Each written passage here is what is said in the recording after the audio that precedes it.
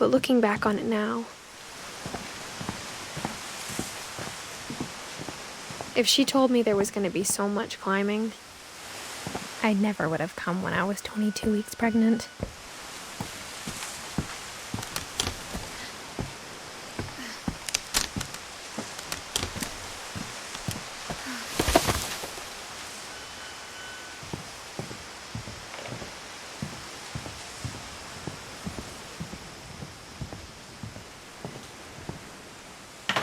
I never met Grandpa Sam, but I think he and my mom had a lot in common.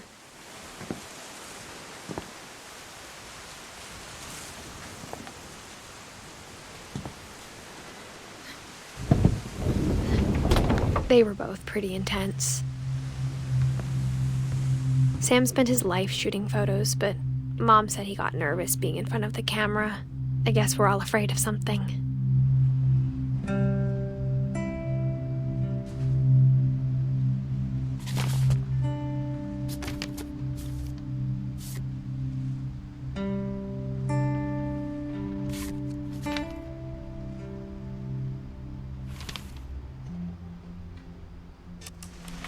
Dawn, I promise, you'll never forget this weekend. Yes, sir. These memories are gonna last a lifetime. Am I gonna have to shoot anything? It's a hunting trip, Dawn. Shooting is strongly encouraged. What? Perfect. It's gonna rain the whole weekend, isn't it?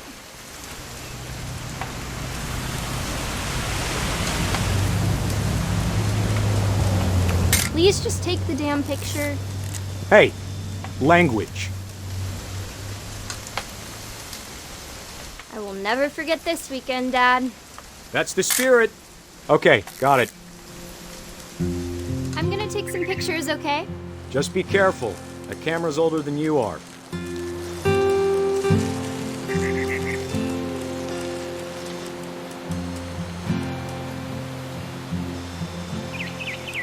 You're right, Dad. It's starting to clear up. Still freezing, though.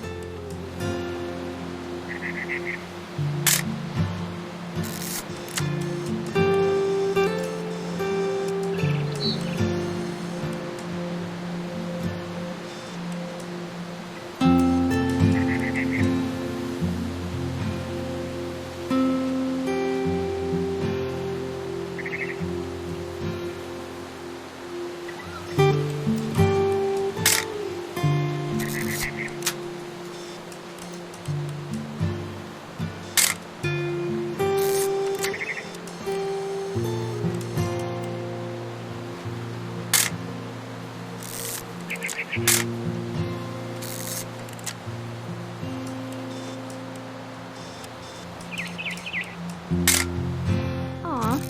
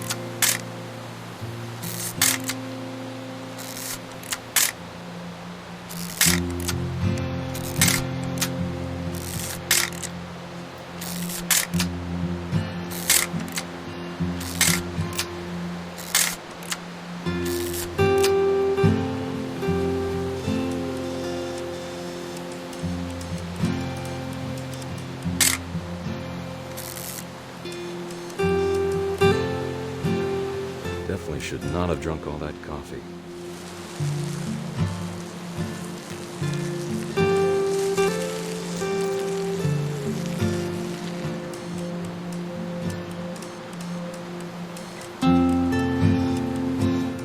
Nothing quite like being outside.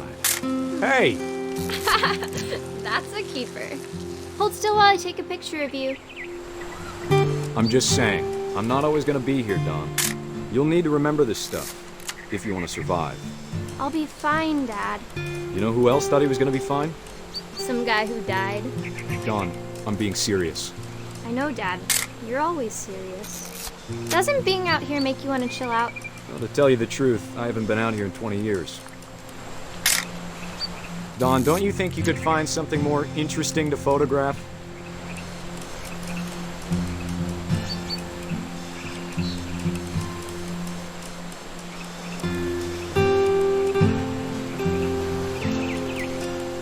Last time I was with my brother Calvin.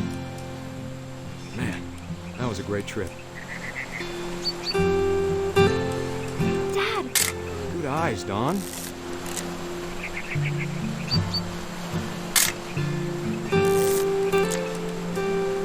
Before you take the shot, let me get a picture of you.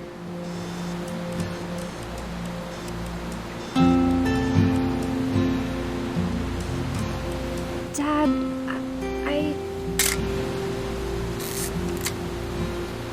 Let me get behind you. do I have to do this? Dawn, you don't have to do anything. But if you want to survive, you'll need to be strong.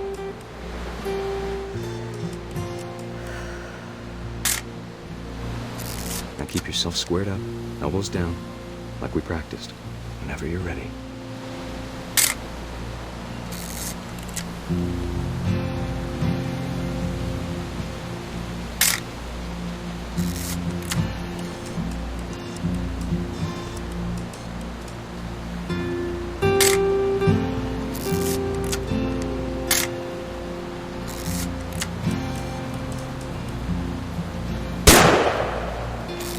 Great shot, Dawn!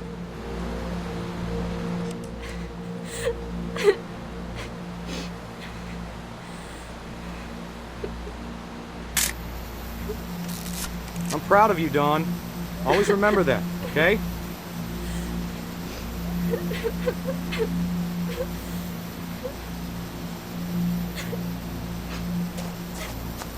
Sorry, Dawn, just gotta reset the timer.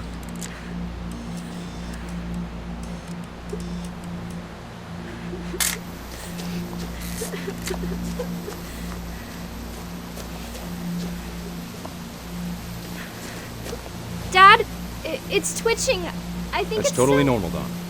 Just focus on the camera. Try not to think about— Dad!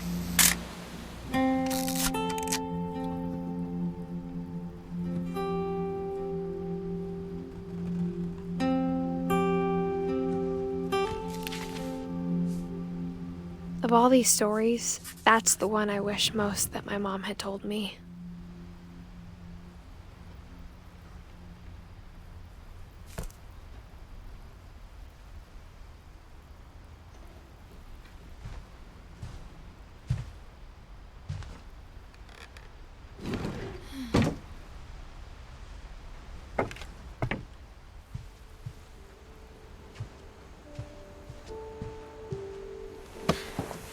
After Sam died, my mom and Edie got really close.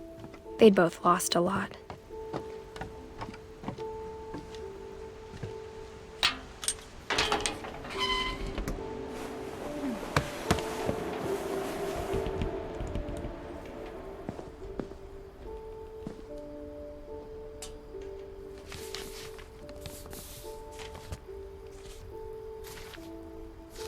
Dear Kay, do you remember the way Gregory used to laugh when he thought he was alone? Like something funny was happening, but only he could see it.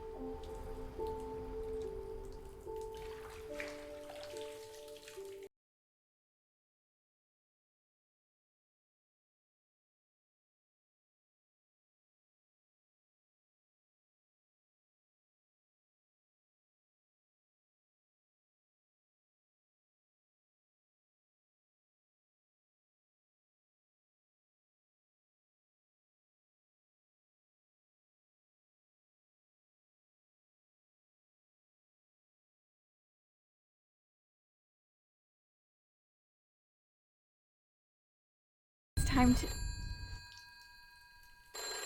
Hold on, sweetie. Hello? Sam, I told you I don't want to talk right now.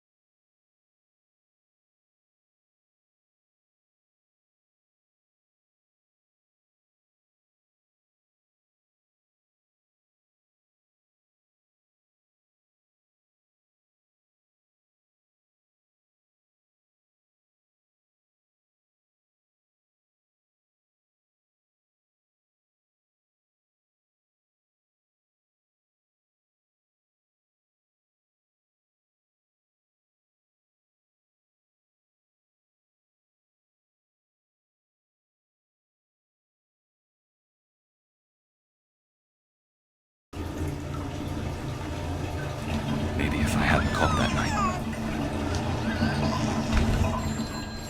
Damn it.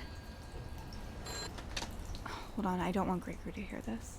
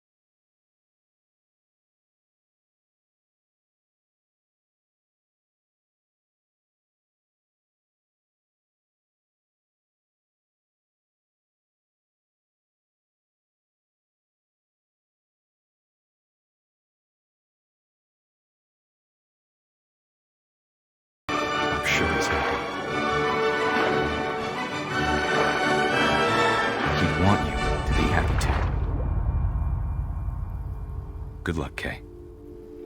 Love, Sam.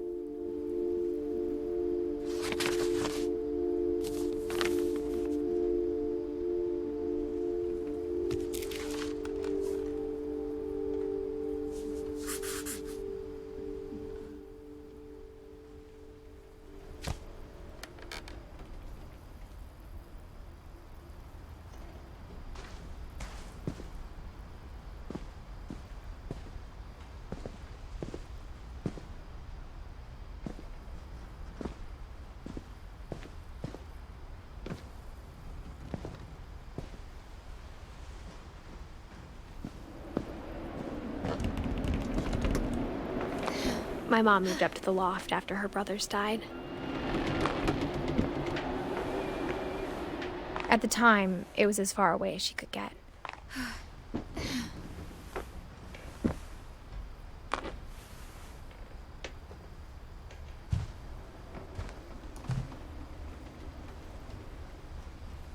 Religion was another thing my mom never talked about, but I think it helped her a lot after her dad died.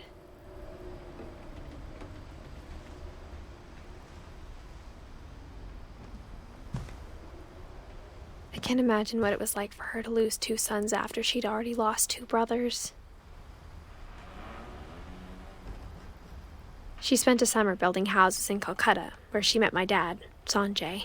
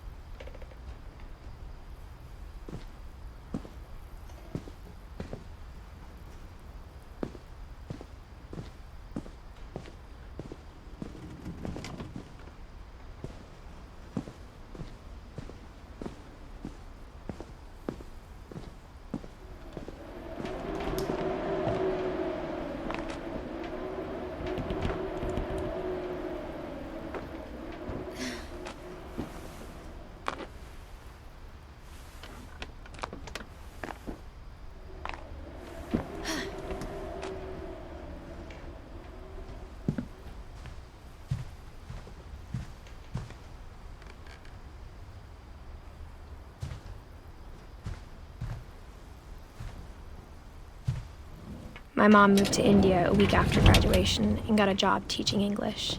Louis was born a year later.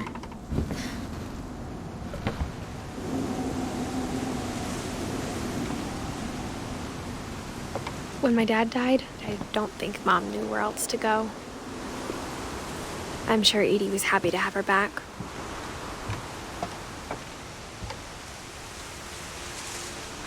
The house had to get a little bigger, but Edie was used to that. And for a while, things were good. Almost normal.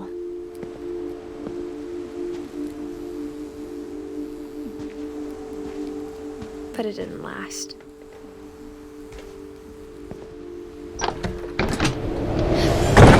The beginning of the end was Milton's 10th birthday, when Edie gave him a castle.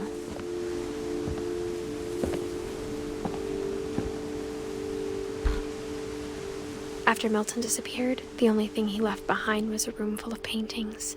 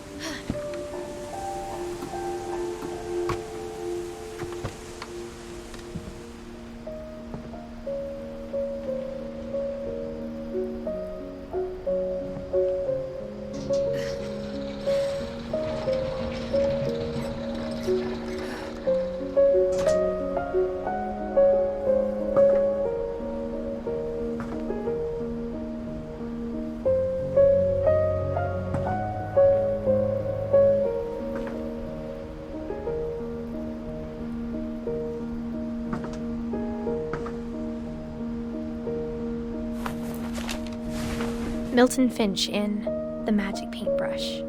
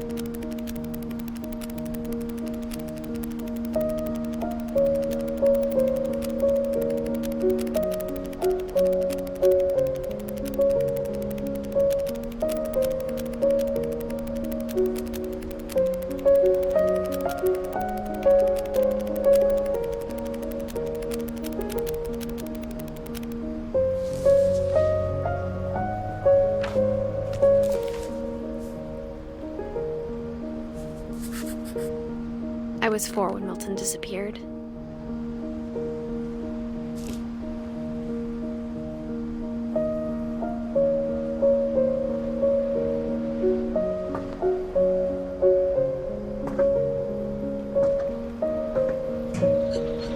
Mom spent months searching for my brother. Then she sealed the doors.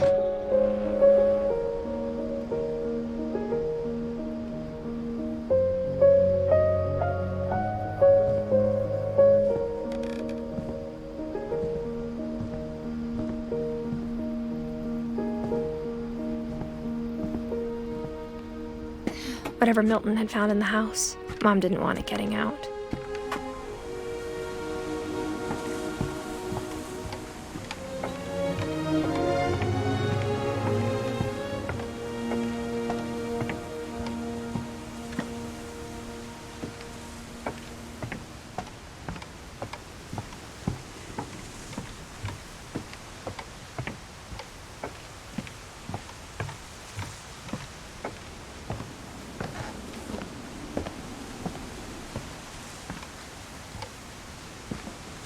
Mom definitely blamed Edie, but I think Louis blamed himself. After he graduated, he just spent more and more time in his room, until Mom got him a job at the cannery.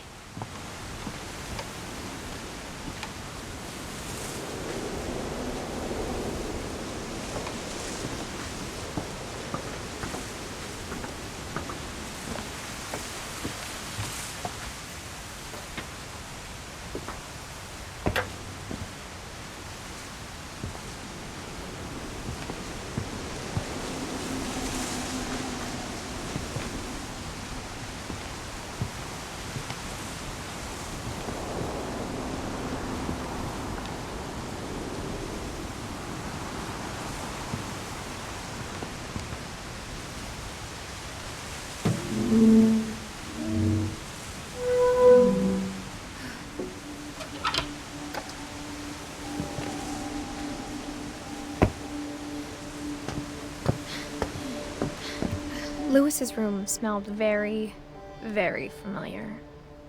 That part of him lived on.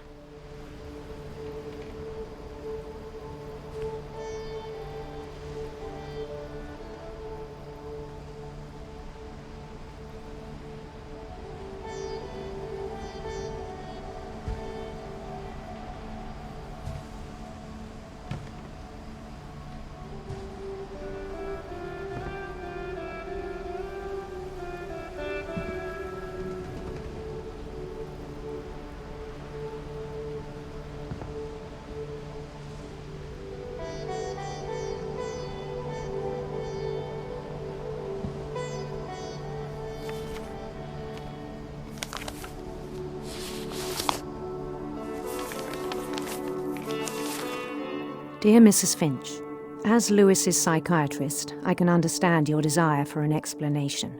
As I see it, the trouble began in January, shortly after we convinced your son to seek treatment for substance abuse. Newly sober, I believe Louis first noticed the monotony of his daily life.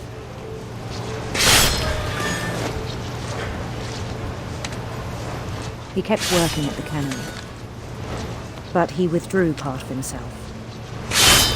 In our sessions, I saw the same behavior. his mind began to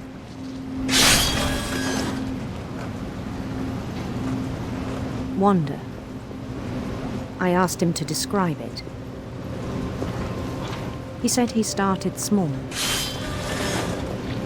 imagining a labyrinth. He'd feel his way about. Then something moved. Bats. And toads.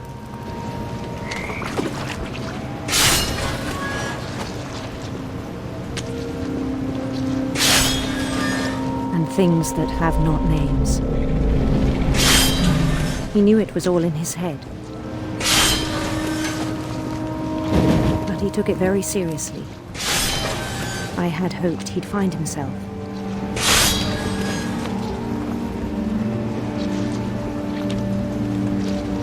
But he found something more.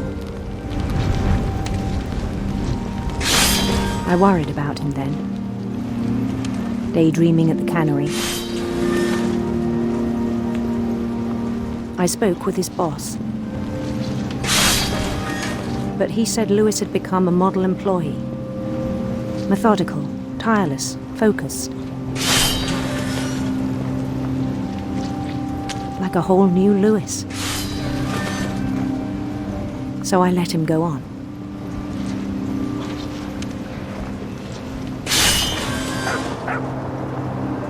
I even encouraged him. It seemed very promising at first. He told me he'd made a new friend.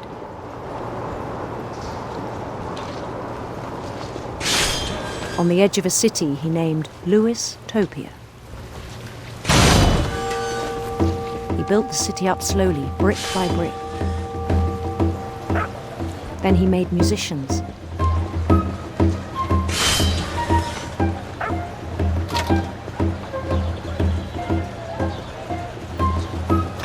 And songs for them to play. He talked about starting a band. And he was always humming something. Every day his imagination grew stronger.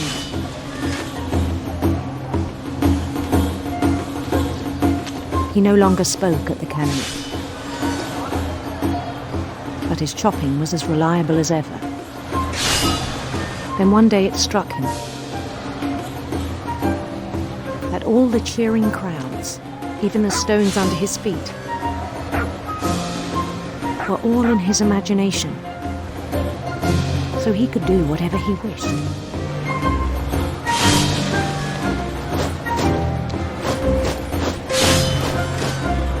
He held an election for mayor. And he won. They begged him to stay, but his mind was already wandering. It became a game for him.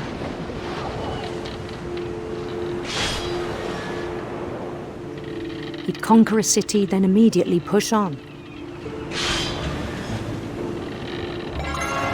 New Louisville. St. Louis. He started drifting away from our reality.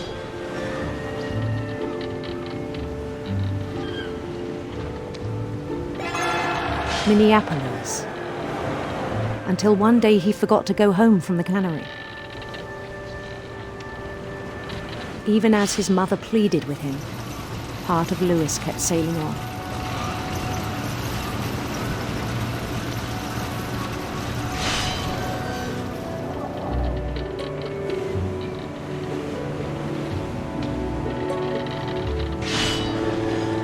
In Lewisburg, he heard rumors of a handsome queen.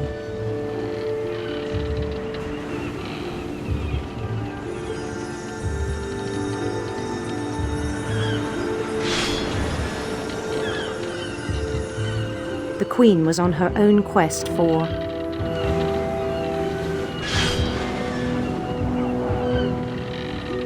radiant rainbows.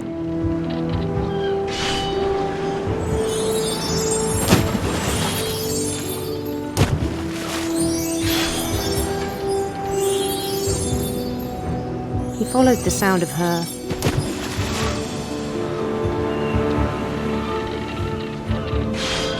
electric sitar.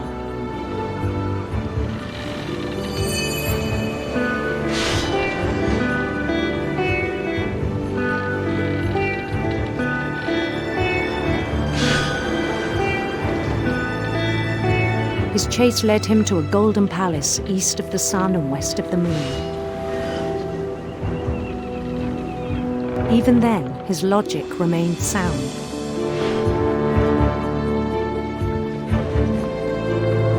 He knew the world was all in his imagination.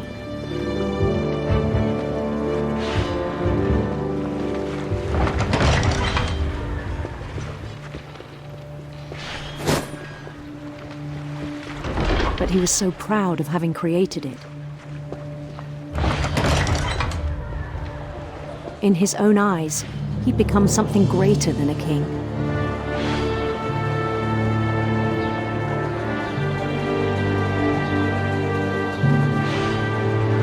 For someone who'd never known success in the real world, I think it was overwhelming.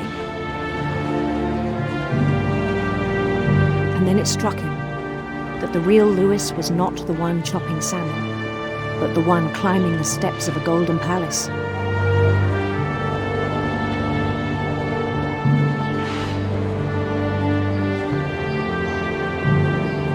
My imagination is as real as my body, he told me. It was hard to argue with him.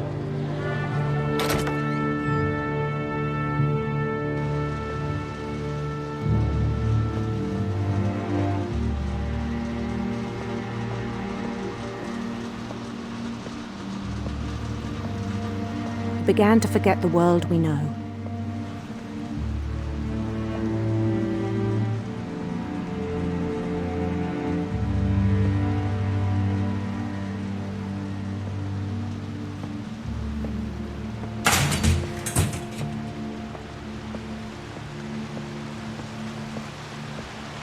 I think it pained him to remember Lewis, the cannery worker.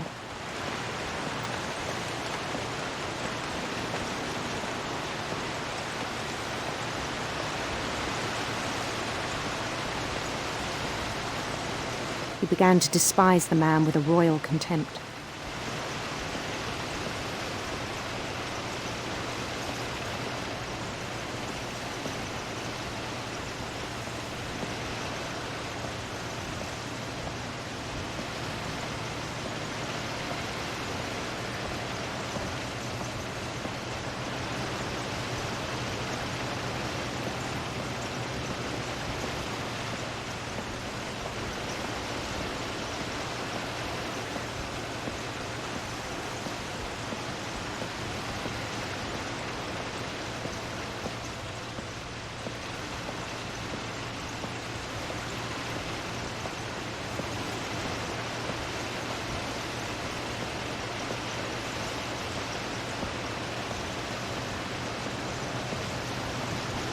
I still thought I could save him.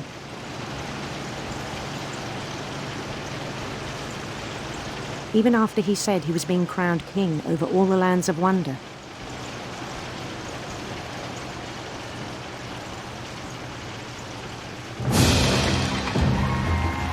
The palace would be packed with his companions.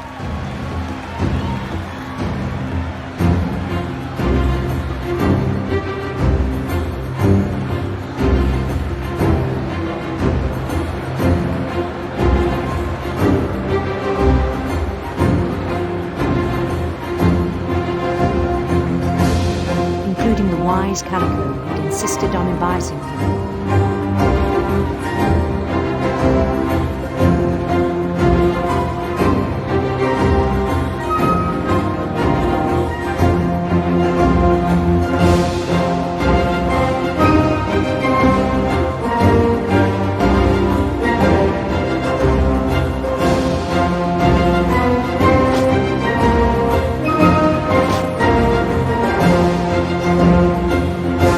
Queen waited, holding his crown.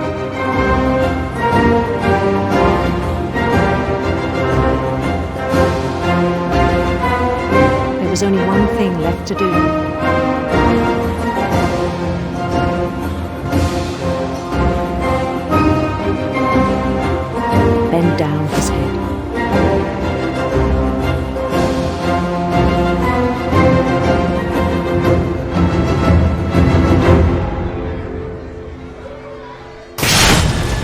rest I think you know. Mrs. Finch, your son was a kind man who will be missed by all of us who knew him.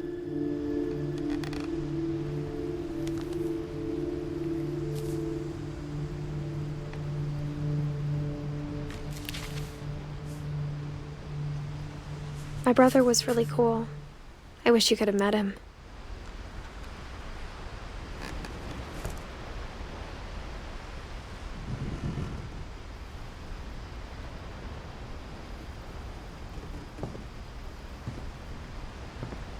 Lewis and I spent a lot of time playing games together, but he was surprisingly bad at them. He died a lot.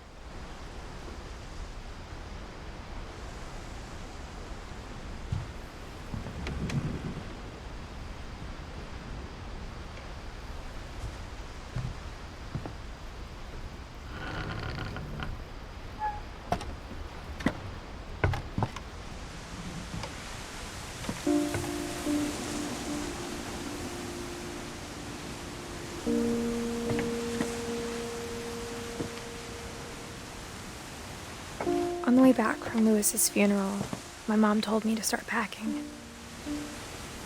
She waited until the day before we left to tell Edie. I'm not sure if she wanted to make it easier or harder.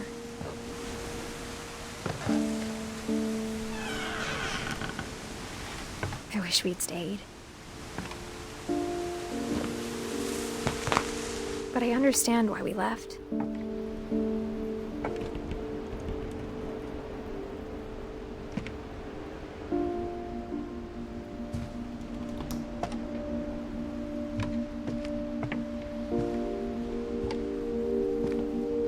My mom ended up leaving everything behind.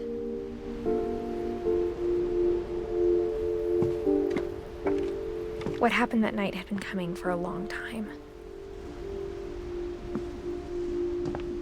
Maybe it should have come sooner.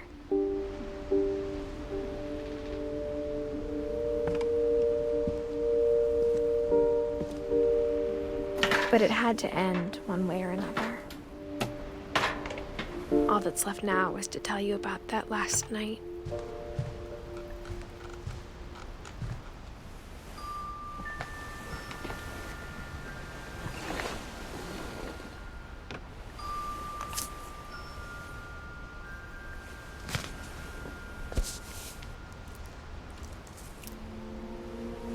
That whole last day, Edie just watched us pack and didn't say a word. Until supper, when she raised her glass and said, "To our final night together, and all our final nights apart." Grandma, you know what I said about alcohol. Some of your medications are very Edith, specific. I left a present for you in the hallway. Why don't you go open it? The grown-ups have to argue now. I'm sorry, you're right. We're all leaving tomorrow. Let's just enjoy our last... I'm not leaving. Edith, you're excused.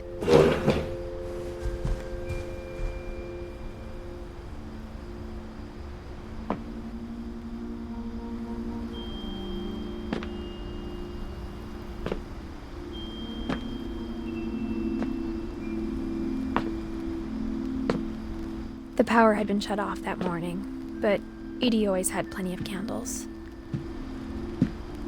When my mom sealed the library, I don't think she knew about the other entrance. Or that Edie had a key to it.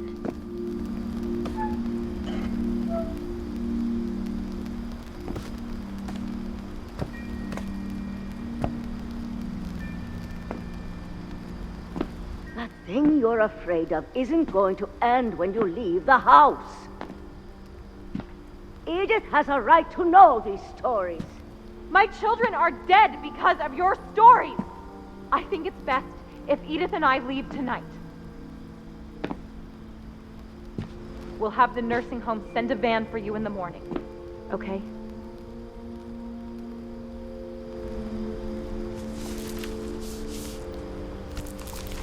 Dear Edith, there's so many stories I wish I could tell you, but there's only time for one.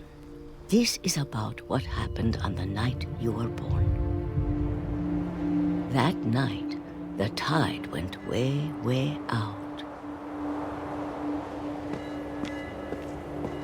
It was the first and last time I ever saw the old house aground.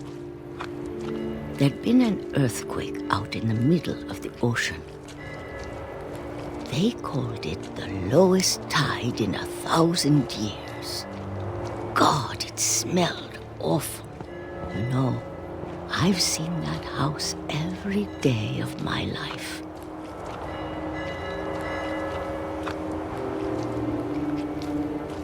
But I never thought I'd go back to it.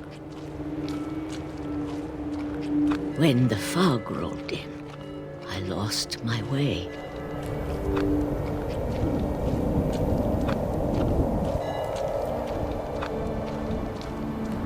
I got turned around.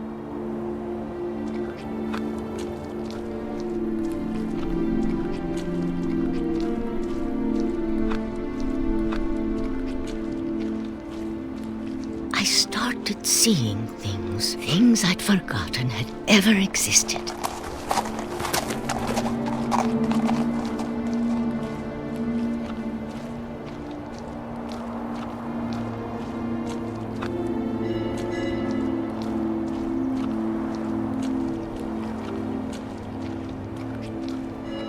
But when I saw them, they felt like old friends. That night, a lot of things came back to me. Or maybe I came back to them.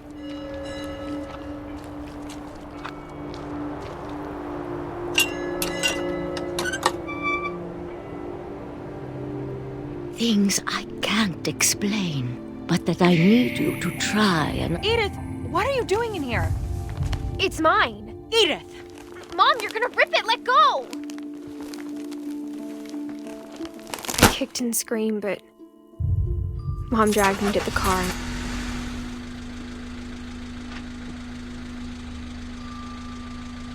I never saw Great-Grandma Edie again. The next morning, the band came to pick her up, but she was already gone. After that, we moved around a lot.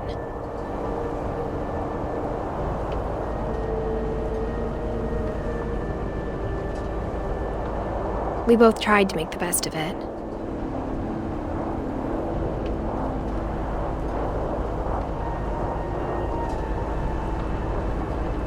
A few years went by.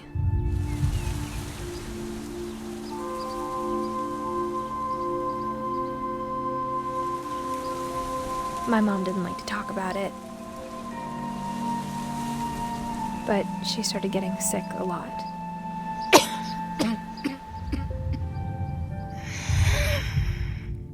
She got better for a while,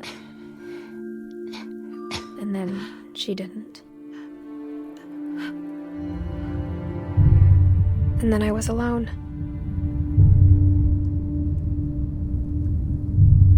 The last Finch left alive.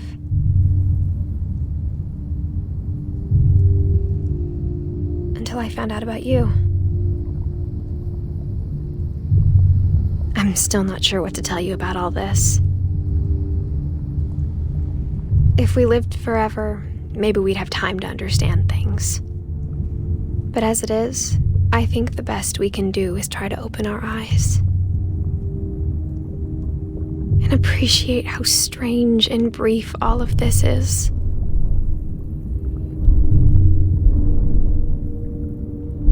This journal was supposed to be for you. But now I hope you'll never see it. I just want to meet you and tell you all these stories myself. But I guess if you're reading this now, things didn't work out that way.